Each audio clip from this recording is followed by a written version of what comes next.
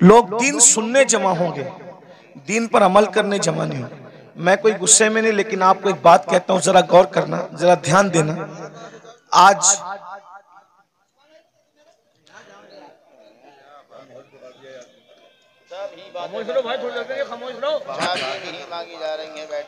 दुरूशी पढ़ने आप लोग सल्लल्लाहु अलैहि वसल्लम सलातु व सलाम अलैका या रसूल अल्लाह सल्लल्लाहु अलैहि वसल्लम।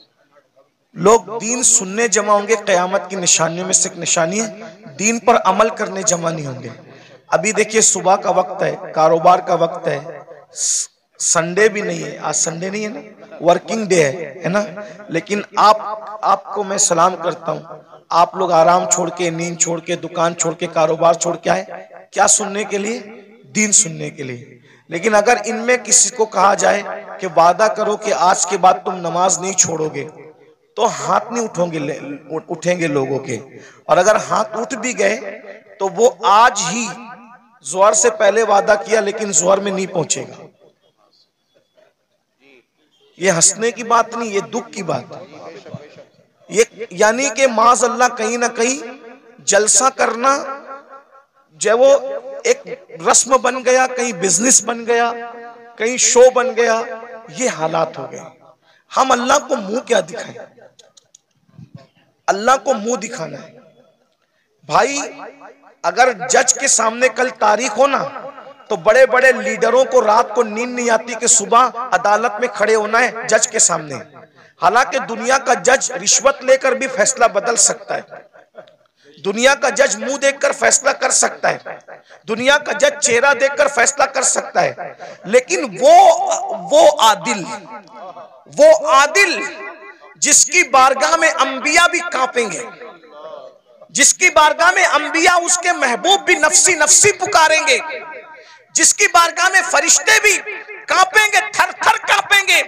अल्लाह कुरान में फरमाता है, यौम यक़ूमुर रूह वल मलाइका सफ़्फ़न ला यतकल्लमूना इल्ला मन अज़िन, कि जिब्रील और सारे फरिश्ते अल्लाह की हैबत से थर थर कांपेंगे। अरे जहां जिब्रील भी कांप रहे होंगे, हम अल्लाह को क्या मुंह दिखाएंगे? ये जन्नत को जितना आसान और सस्ता समझ रखा है हमने, आप लोगों ने, इतनी सस्ती नहीं है। महशर में पता चलेगा कि जो मुखलिस उलमा हमें नसीहत करते थे, हमें कान से सुन के दूसरे कान से उड़ा देते थे, हम उनकी बातों को नहीं लेते थे, उनकी बातों पर अमल नहीं करते थे, उस वक्त तो तुम पछताओगे, मगर उस वक्त का पछताना काम नहीं आएगा मेरे भाई। अगर होश के नाखून लेना है तो आज ले लो, संवरना है तो आज संवर लो, सुधरना है तो आज सुधर लो। एक बात मुझे याद आई, अब अगला उन्वान में नहीं पेश करता, 5 मिनट में अपनी बात पूरी कर लेता हूं, 5 मिनट के अंदर, इसलिए कि आप सब बहुत अच्छे से सुन रहे हैं, लेकिन कहीं ना कहीं हमारे अंदर कमी है कि कुछ लोग यहाँ पे मेरे करीब गड़बड़ कर रहे हैं, उनको इस बात की अहमियत नहीं है। तो कोई बात नहीं, मैं 5 मिनट में बात पूरी कर लेता हूँ। इतना सुनिए, मुझसे और अल्लाह क्या क्या पूछेगा, आपसे मुझसे अल्लाह क्या क्या पूछेगा पता है? कुरान कहता है, फमन यअमल मिस्काल ज़र्रतिन खैरन यरा वमन यअमल मिस्काल ज़र्रतिन शर्रन यरा। एक जर्रे के बराबर नेकी की होगी, अल्लाह तुम्हें वो भी दिखाएगा, और एक जर्रे के बराबर बुराई की होगी, अल्लाह तुम्हें वो भी दिखाएगा। सहाबा किराम ने इस आयत के नुज़ूल के बाद पूछा कि अल्लाह हमसे क्या क्या पूछेगा, तो आका इरशाद फरमाते हैं, अगर तुमने नाखून के अंदर किसी की दीवार की मिट्टी भी खुरची होगी, तो अल्लाह क़यामत के दिन उस मिट्टी के बारे में भी तुमसे पूछे। अगर तुमने पिस्सू समझते, पिस्सू बहुत छोटा सा बारीक कीड़ा होता है, नजर भी नहीं आता, लेकिन चमड़ी पे बैठता है, काटता है तो आदमी झुंझला जाता है। अगर तुमने पिस्सू को गाली दी होगी, तो अल्लाह पूछेगा कि तूने पिस्सू को गाली क्यों दी थी, क्योंकि वो मेरी मखलूक है। अगर तुमने खटमल को गाली दी थी, तो अल्लाह तुमसे खटमल को गाली देने के बारे में भी पूछेगा। ये यहाँ जो दादागिरी, गुंडागर्दी, बाबागिरी जो कुछ कर रहे हो, और फिर सोचते हो कि जन्नत हाथ से नहीं जाने वाली, अल्लाह अल्लाह है, अल्लाह अल्लाह है। मैं बार बार कौम को कहता हूं, जो नबियों के बेटों को जहन्नम में डाले वो अल्लाह है, जो नबियों की औरतों को जहन्नम में डाले वो अल्लाह है, जो नबी के सगे चचा को जहन्नम में डाले वो अल्लाह है। अल्लाह अल्लाह है।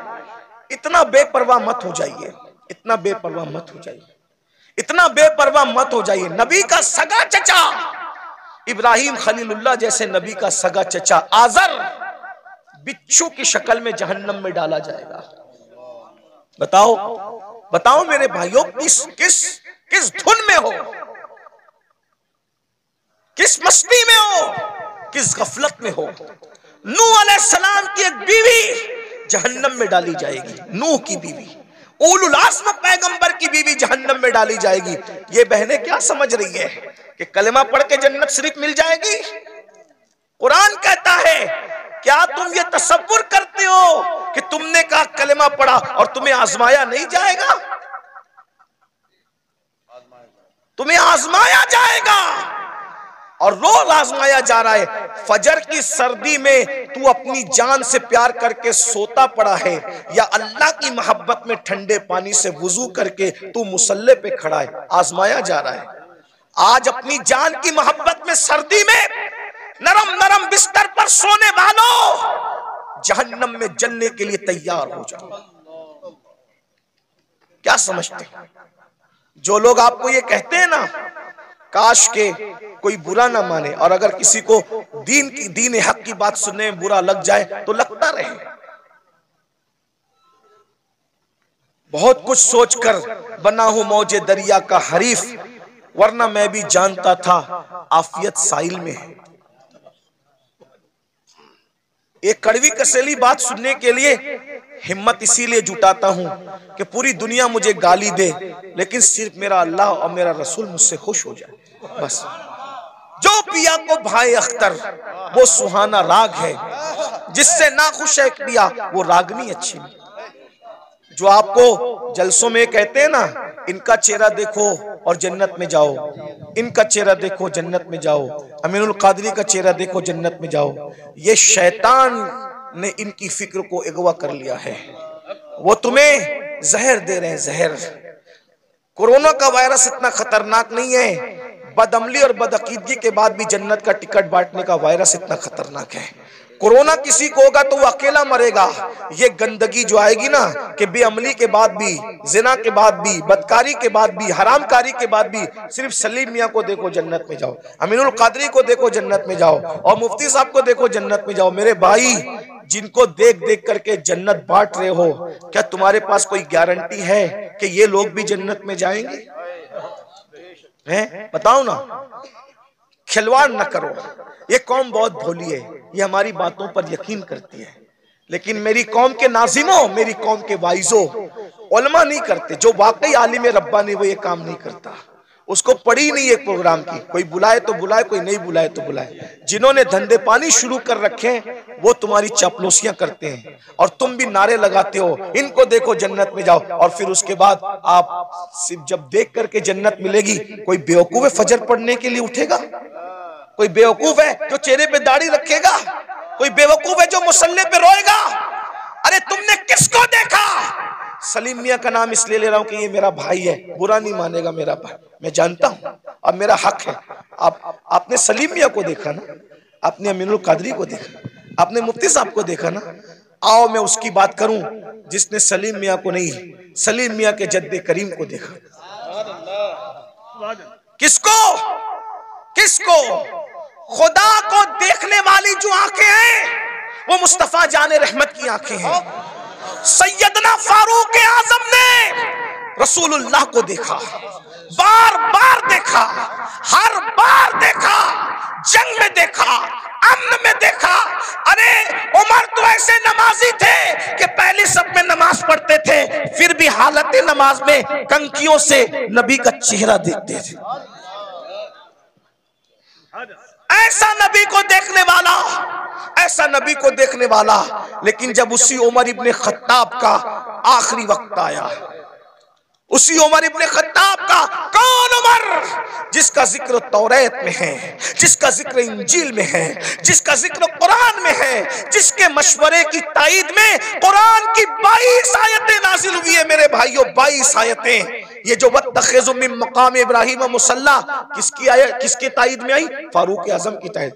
जब रसूलुल्लाह ने काबे का तवाफ किया, काबे का तवाफ किया, सुन लो उमर कौन है, हमसे सुनो सैयदों से उमर कौन है, फारूक आजम कौन है। अल्लाह अल्लाहु अकबर। फारूक आजम कौन? जब रसूलुल्लाह ने काबे का तवाफ किया तो सहाबा से मशवरा किया कि वाजिबुत तवाफ जो नफिल नमाज है कहां पढ़ी जाए। सहाबा का दिल खुश करने के लिए किसी ने कहा काबे के अंदर पढ़िए, किसी ने कहा हतीम में पढ़िए, किसी ने कहा यहां पढ़िए, किसी ने कहा वहां पढ़िए। फारूक आजम ने कहा या रसूल अल्लाह, जहां आपके दादा इब्राहिम अलैहिस्सलाम के कदम का निशान है वहां पर आप नमाज अदा कीजिए। अभी उमर ये कह ही रहे थे कि जिब्रील आ गए, कहने लगे वत्तखिज़ु मिन मक़ाम इब्राहिम मुसल्ला, जहां आपके दादा इब्राहिम के कदमों का निशान है उसको अपना मुसल्ला बना लीजिए। शराब की हुर्मत की बात फारूक आजम के मशवरे की ताईद में, पर्दे की बात फारूक आजम के मशवरे की। और कौन फारूक आजम जिसके बारे में कहा मेरे बाद अगर कोई नबी होता उमर इब्न खत्ताब होता। कौन फारूक आजम? जब फारूक आजम आ रहे हैं, जिब्रील अलैहिस्सलाम रसूलुल्लाह की बारगाह में मौजूद हैं, तो जिब्रील ने फारूक आजम को देख के मुस्कुराया। मेरे सरकार ने कहा क्यों मुस्कुरा रहे हो जिब्रील? हुजूर आपका यार उमर आ रहा है। तो आका ने फरमाया क्या मेरे उमर को आसमान वाले भी पहचानते? मेरे उमर को आसमान वाले भी पहचानते? तो जिब्रील अलैहिस्सलाम कहते हैं हुजूर जमीन वालों से ज्यादा उमर को आसमान वाले पहचानते हैं। और सरकार ने कहा जरा मेरे उमर की शान बयान कर दो जिब्रील। तो जिब्रील ने एक जुमले में शान बयान की। कहते हैं या रसूल अल्लाह, अगर मैं हजरत नूह की उम्र के बराबर यानी 1000 साल की उम्र लेकर के आऊं और उम्र की फजीलत बयान करता रहूं तो 1000 साल खत्म हो जाएंगे मगर उम्र की फजीलत खत्म नहीं हो सकती। इतनी बड़ी हस्ती है ना। रसूलुल्लाह को देखा, रसूलुल्लाह को देखा। अब सुन लो उनका जिंदगी का आखिरी वक्त। फारूक आजम शहीद है, फारूक आजम शहीद है। अल्लाहु अकबर। और किस हालत में शहीद है? हालत नमाज में। आखिरी वक्त आ गया, चारपाई पर फारूक आजम लेटे, पूरा जिस्म खून से लहू लहान है। फारूक आजम लहू लहान है पूरा जिस्म। फारूक आजम अपने बेटों से कहते हैं मेरे बेटो, मेरे बच्चों, तुमने मेरी फर्मा बरदारी की, मैंने जो कहा तुमने मेरी बात मानी, अल्लाह ने मुझे फर्मा बरदार औलाद अता की, आज मेरी फर्मा बरदारी करोगे आखिरी वक्त में? लोगों बच्चों ने कहा जी हुजूर जरूर करेंगे। फरमाया एक काम करो, मुझे चारपाई से उठा के जमीन पे डाल दो। देखो ये फारूक आजम के आखिरी लम्हात है, ये उनकी आजिज़ी है, ये उनकी इनकिसारी है, ये उनका इखलास है। जन्नत का कहाँ ख्वाब देख रहे हो भाइयों? ना वुजू आता है ना गुस्ल आता है। 2 रकअत नमाज जुमा पढ़कर ऐसे भागते हो जैसे स्कूल की छुट्टी होने पे स्कूल के बच्चे भागते हैं। भाइयों जरा सोचो ना, जरा गौर करो ना, जरा गौर तो कीजिए, अपने आप पे रहम कर लीजिए। हम में से कोई अल्लाह के अजाब को बर्दाश्त करने की ताकत नहीं रखता, हम में से कोई जहन्नम का सामना करने की ताकत नहीं रखता। मत अब धोखा दीजिए अपने आप को, मत फरेब कीजिए अपने आप से, अपनी आखिरत को तबाह मत कीजिए। वो मुसलमान बनिए जैसे हुजूर मुसलमान बनाने आए थे। सैयदना फारूक आजम फरमाते हैं मुझे चारपाई से उठाकर जमीन पे डाल दो। जब जमीन पे डाल दिया गया तो फारूक आजम खाक पर अपने चेहरा रगड़ने लगे और रोकर कहते अल्लाह उमर की बख्शिश कर दे। उमर की जिसको रसूलुल्लाह ने जन्नत की बशारत दी उसकी जिंदगी का एंड ये है। उमर की ये उनका खौफ खुदा है, ये उनकी आजिज़ी है, ये उनकी इनकिसारी है। अल्लाह उमर की बख्शिश कर दे, मगफिरत कर दे। रो रहे हैं, मैं उमर क्या जवाब दूंगा तेरी बारगाह में, उमर क्या हिसाब देगा तेरी बारगाह में। इधर का चेहरा रगड़ते, इधर का गाल रगड़ते हैं और अल्लाह की बारगाह में कहते हैं मुझे माफ कर दे, मेरे बुढ़ापे पे रहम कर दे। किसी ने कहा अमीरुल मोमिनीन आप तो वो है ना, आप वो हैं कि आपने इतना फतुहात, इतने फतुहात किए, ये काम किया दीन का, ये काम किया दीन का, ये काम किया दीन का। सर उठा के कहते हैं ओ मनकबत पढ़ने वाले खामोश, ये मनकबत पढ़ने का टाइम नहीं। क्या कहा? ये मनकबत पढ़ने का टाइम नहीं है। और हम तो माइक पर अपनी फजीलत सुन के खुश होते हैं, जबकि वो सही भी नहीं होती, झूठ झूठ होती है, झूठ झूठ होती है। अस्तगफिरुल्लाह। बहुत सारे नाजिम लोग 25,000 20,000 सिर्फ झूठ बोलने का लेते हैं। उस कौम को बर्बादी से कौन रोक सकता है जो कौम झूठ बोलने के लिए 25,000 रुपया देती है? आना सलीम मियाँ की करामत गढ़ के बयान करना 25,000 लोग, अमीनुल कादरी की करामत बयान करना 25,000 लोग, मुफ्ती साहब के बारे में बताना, इन जैसा तो आलिम रब्बानी जो है वो 200 साल में वही नहीं है, ये सब कहना। अरे सुनने वालों, तारीफ सुनने वालों, अल्लामा शरफुद्दीन यहिया मनीरी कहते हैं दुनिया में जितना बड़ा दावा करेगा कयामत के दिन उतनी बड़ी दलील अल्लाह को पेश करनी पड़ेगी। बताओ मेरे भाइयों, कहाँ हो? जलसों का मिजाज बदल दिया तुम लोगों ने, सब चौपट करके रख दिया। दीन जलसों में नहीं होगा तो कहाँ होगा? फारूक आजम की जो मनकबत पढ़ी जा रही थी वो कोई नाजिम नहीं पढ़ रहा था, वो सच्ची मनकबत थी। अरे जिसकी मनकबत कुरान पढ़े उससे बड़ा वली कौन हो सकता है? अल्लाह अकबर। लेकिन फारूक आजम ने रोक दिया, फरमाया ओ मनकबत पढ़ने वाले, ये मनकबत पढ़ने का टाइम, चुप रहे, खामोश रहे, और मैं जो कर रहा हूं मुझे करने दे। और फिर सर उठाकर लोगों से कहा, लोगों तुम मेरी मनकबतें पढ़ते हो? सुनो, उमर तो बस इतनी तमन्ना रखता है अल्लाह की बारगाह में, अल्लाह ना मुझे कोई सवाब दे, जुमले सुनो फारूक, अल्लाह ना मुझे कोई सवाब दे, ना कोई मर्तबा दे, ना कोई मकाम दे, और ना मुझे अजाब दे, ना जहन्नम में डाले, वो मुझे बराबर सराबर ऐसे ही छोड़ दे, तो उमर समझेगा कि उमर कामयाब हो गया। ये फारूक आजम की आजिज़ी है। और हम कहाँ है, किधर है? भाइयों तौबा करो, रमजान शरीफ करीब आ रहा है, इरादा करो एक भी रोजा नहीं छोड़ूंगा, सारे रोजे रखूंगा, इरादा करो तरावी नहीं छोड़ूंगा, पूरी तरावी जमात के साथ पढ़ूंगा, नमाज पाबंदी से पढ़ूंगा। अभी से तौबा करो, माहौल बनाओ, जहन बनाओ। और अगर आप दीन के करीब नहीं आए भाई, ऐसे ही आप आवारा गर्दी करते रहे, हराम लुकमा खाते रहे, गुनाह करते रहे, फिल्में देखते रहे, किसी का कुछ नहीं बिगड़ेगा, आप अपनी आखिरत को बर्बाद करोगे, तबाह करोगे। जब अल्लाह नबी की बीवी को उठा के जहन्नम में डाल सकता है, नूह अलैहिस्सलाम की बीवी की शक्ल में, अगर वो हमें जहन्नम में डालेगा कौन बचाएगा, कौन रोकेगा? बताइए ना। नूह अलैहिस्सलाम अपनी बीवी को बचाएंगे? बोलो नहीं बचाएंगे, बीवी को नहीं बचाएंगे। क्यों? इसलिए कि नबी जानता है जिसमें अल्लाह की रजा उसमें मेरी रजा है। नबी जानता है इसमें अल्लाह की रजा उसमें मेरी रजा। इब्राहिम अलैहिस्सलाम अपने चचा को बचाएंगे? नहीं बचाएंगे, जिसमें अल्लाह की रजा उसमें मेरी रजा। गौर कीजिए, ये नहीं कह रहा हूं कि नबी बचा नहीं सकता, नबी जिसको चाहे बचा सकता है, लेकिन हम अल्लाह का जितना अदब करते हैं उससे ज्यादा अदब अल्लाह का अंबिया करते हैं। मौला जो तेरी रजा वो हमारी रजा। ये कुफ्र पर मरे हम इनको नहीं बचाएंगे, तूने मना कर दिया हम नहीं बचाएंगे। हाँ, अगर तूने इजाजत दी तो जिनको हम पहचानते भी नहीं है हम उसको बचा लेंगे, उनको बचा ले। नबी साहिब इख्तियार होता है, मजबूर नहीं होता, लेकिन नबी की अल्लाह से मोहब्बत और अल्लाह की बारगाह का अदब यह है कि कोई नबी अल्लाह का कहना नहीं तोड़ेगा। एक आखिरी बात आई, मैं वो बात कहने चला था, फिर बीच में बात आ गई। हम अल्लाह को क्या जवाब दें? लोग जिना कर रहे हैं, ये नौजवान छोकरे आज के 16-16, 17-17 साल की उम्र में जिना करते हैं, लड़के लड़कों के साथ बदकारियां करते हैं, क्या क्या जुर्म करते हैं, बुराइयां करते हैं। अल्लाह को क्या जवाब दोगे? अल्लाह के सामने बोल पाओगे कि हम जिना करके आए? बोलो, अल्लाह के सामने बोल के आओगे हम औरतों के पाप की नजर डाल के? अल्लाह के सामने बोल पाओगे कि हम बदकारी करके? बताओ, कुछ बोल पाओगे? नहीं बोल पाओगे। भाई हम जब अपने पीर के सामने नहीं बोल सकते तो अल्लाह के सामने क्या जवाब दें? मेरे इमाम कहते हैं, करीम अपने करम का सदका, लई में बेकद्र को न शर्मा, तू और रजा से हिसाब लेना, रजा भी कोई हिसाब। और कहते हैं, सदका प्यारे की हया का, न ले मुझसे हिसाब, बख्श बे पूछे लजाए को लजाना क्या है। बहुत कठिन मंजिल है। हदीस पाक में आता है, अल्लामा इब्ने कसीर ने इस हदीस को लिखा है कि अल्लाह ईसा अलैहिस्सलाम को अपनी अदालत में खड़ा करेगा। किसको? किसको? पहचानते हो ईसा अलैहिस्सलाम को? हमारे नबी से पहले जो नबी आए वो कौन थे? ईसा अलैहिस्सलाम। और ईसा अलैहिस्सलाम कौन है आपको पता है? ये कंवारी मरियम, जिसको किसी मर्द ने हाथ भी नहीं लगाया, अल्लाह ने बिन बाप का कंवारी बतुल मरियम से ईसा अलैहिस्सलाम को पैदा किया। सुभान अल्लाह।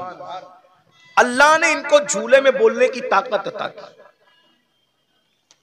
ये कलेमतुल्लाह है, रूहुल्लाह है। इनको जब सूली देने की साजिश की गई तो अल्लाह ने इनको आसमानों पे उठा लिया।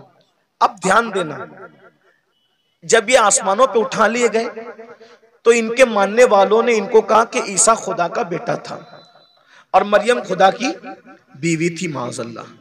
अल्लाह का कोई बेटा नहीं है, अल्लाह की कोई बीवी, लेकिन उनके मानने वालों ने ये गंदगी फैला दी।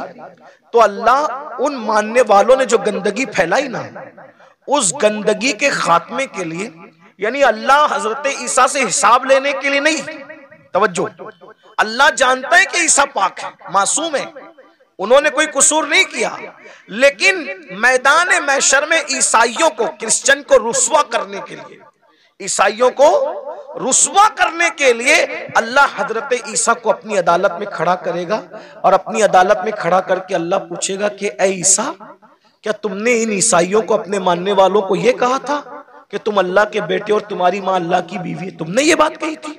एक अल्लाह कौन सा सवाल करेगा? एक, हालांकि वो खुद बयान कर चुका कुरान में कि ईसा ने ऐसी कोई बात अलैहिस्सलाम नहीं कही, बयान हो गया सब, लेकिन वहां ईसाइयों को रुस्वा करने के लिए और शान ईसा को बताने के लिए कि ईसा अलैहिस्सलाम का दामन इस गंदगी से पाक है, अल्लाह पूछेगा तुमने ये बात कही थी ईसा? एक सवाल, अल्लाह सिर्फ एक सवाल करेगा ईसा जैसे पैगंबर से, उस मासूम से। तो मेरे आका की हदीस है, इसी एक सवाल पर ईसा अल्लाह से इतना डर जाएंगे कि उनके हर बाल से खून की फुहार निकलेगी, हर बाल से खून की फुहार। अल्लाह ने मुझसे सवाल कर लिया, मैं जवाब क्या दूं? अब बताएं, जब मासूम से अल्लाह सवाल करे तो उनके बाल बाल से खून की फुहार निकलेगी। पूरी जिंदगी हमने नमाज नहीं पढ़ी, अल्लाह पूछेगा तूने नमाज क्यों नहीं पढ़ी थी? क्या जवाब होगा? क्या जवाब? रात के 3-3 बजे तक गंदी फिल्में देखते थे, क्या जवाब होगा? दोस्ती लड़कों से इसलिए करते थे कि उनके साथ बदकारी करें, कौमे लूत का अमल करें। आका फरमाते हैं, जे कौमे लूत का अमल करने वाले लोग जिस बस्ती में रहते हैं, बस्ती वालों को मालूम है, मना नहीं करते, अल्लाह उस बस्ती पर एक दिन में 36 मरतबा लानत नाजिल करता है। कौमे लूत का अमल करने वाला कहीं भी मरेगा, वो अपनी कब्र में नहीं रह सकता, फरिश्ते उसको उठा के ले जाके वहां फेंक देते जहां कौमे लूत पे अजाब आया था। भाइयों, अपनी आखिर ये दुनिया है। एक गालिब ने इसीलिए कहा था, डुबाया मुझको होने ने, न मैं होता तो क्या होता। सारा तो होने का झगड़ा है, इसलिए अब दुनिया में आ गए हो, सुधरो, तौबा करो, अल्लाह से डरो, अल्लाह के कानून के मुताबिक जिंदगी गुजारो। अल्लाह हम सबको तौफीक अता फरमाए। और आप सबको ये बात देखो, किसी भी जलसे में जाओ, चाहे मैं आऊं, चाहे कोई भी आलिम आए, कोई पीर आए, ये जो आप लोगों के अंदर ये आदत पड़ गई ना सेल्फी की, ऐसे धक्का दे करके कहते हो फोटो करो, अदब कहाँ गया? मेरा अदब मत करो, मैं तो कोई काबिल ही नहीं, मेरी अपनी बात नहीं कर रहा, लेकिन जो अल्लाह वालों को ऐसे कोनी मार करके ऐसे सेल्फी ले रहे हो, इस सेल्फी से क्या होगा? पहले के लोग, इन बूढ़ों से पूछो, अल्लाह वालों से मिलते थे तो दुआ कराते थे, दुआ करा, क्यों? हजारों साल की मेहनत जहां नहीं पहुंचाती, वहां अल्लाह वालों की दुआ पहुंचाती। और आप लोग दुआ नहीं लेते, ये शैतान का दाव है आप लोगों पे कि दुआ से रोकने के लिए तुमको सेल्फी में मुब्तला कर दिया। और आप लोग सेल्फी, मोबाइल, हर जगह मोबाइल, हर जगह मोबाइल, सेल्फियां ले। क्या करोगे सेल्फी लेके? क्या फायदा है सेल्फी लेने का? मैं अभी हराम और नाजायज की बहस में नहीं पढ़ रहा हूं, लेकिन इतना कहता हूं, फायदा क्या? बताइए, क्या कर रहे हो? अल्लाह वालों का अदब करो, अदब सीखो। इनकी अदब की नजर पड़ेगी। वो एक गुलाम था जिसका नाम शमसुद्दीन था, शमसुद्दीन नाम का एक गुलाम था, लड़का था, बगदाद में गुलामी करता था बादशाह की।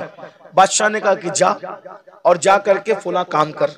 तो उसने बादशाह से कहा, आपका अरबी घोड़ा मुझे दे दो तो मैं काम जल्दी से निपटा के आ जाऊं। तो जैसे ही अरबी घोड़े पे चला तो देखा एक चबूतरे पे, ओटे पे 3 वली बैठे। एक वली का नाम है हमारे मुर्शिद शेखुश्शयूख शेख शहाबुद्दीन उमर सोहरवर्दी। एक वली है शेख नजमुद्दीन कुबरा। एक वली है हमारे मुर्शिद कुतुबुल अक्ताब सैयदी कुतुबुद्दीन बख्तियार काकी। तीनों बैठे। वो लड़का था शमसुद्दीन नाम का। देखा वली लोग नीचे बैठे, मैं ऊपर घोड़े पे, फौरन नीचे उतर गया, जूते हाथ में लिया। जितनी देर तक वो वली लोग नजर आए, घोड़े पे नहीं बैठा, उनके अदब में झुक के सलाम किया, आगे बढ़ा। सरकार कुतुबुद्दीन बख्तियार काकी की जबान से दुआ निकल गई, वो देखो दिल्ली का बादशाह जा रहा है। क्या कहा? वो देखो दिल्ली का बादशाह जा रहा है, किसी ने लुकमा दिया, हजरत वो दिल्ली का बादशाह नहीं, वो मैं पहचानता हूं, वो लड़का है शमसुद्दीन बादशाह का गुलाम है।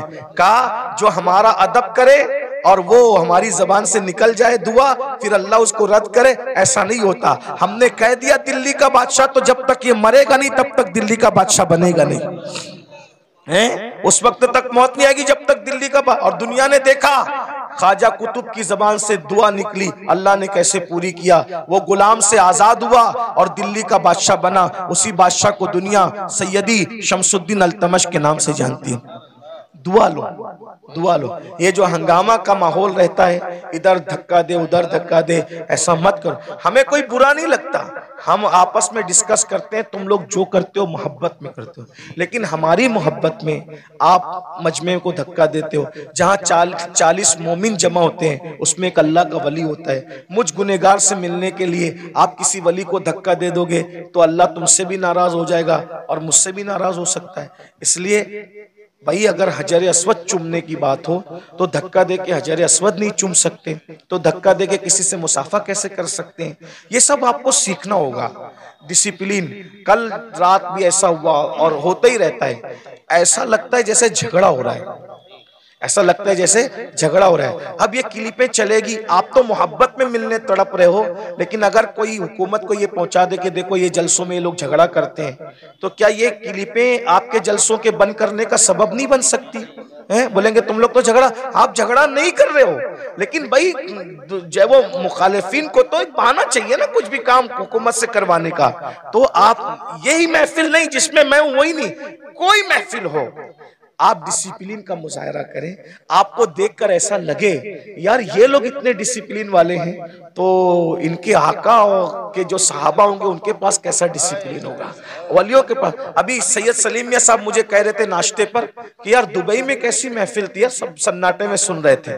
तो मैंने कहा भाई आपको सीखना होगा। देखो अपने को आज तक जो हुआ मामलात मेंटेन करने होंगे, माहौल बनाना होगा। और मैं आप मुंतजिमिन से कहता हूं स्टेज पे सिर्फ उलमा को बिठाया करो।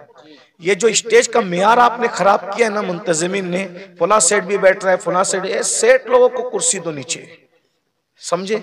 हर जगह सेठों के बिठाने की नहीं होती। जिसका जो हमारे दादा मुर्शिद हुजूर मुफ्ती आजम इनके दौर में कभी कोई दाढ़ी मुंडा कोई सेठ इस स्टेज पे बैठ नहीं सकता, स्टेज पे सिर्फ उलमा बैठते थे। एक शायर साहब दाढ़ी मुंडे स्टेज पे आ गए, सरकार मुफ्ती आजम ने उनको कहा जब तुम रसूलुल्लाह की शरीयत का एहतराम नहीं कर सकते तो तुम्हें मिंबर रसूल पे बिठाया नहीं जा सकता।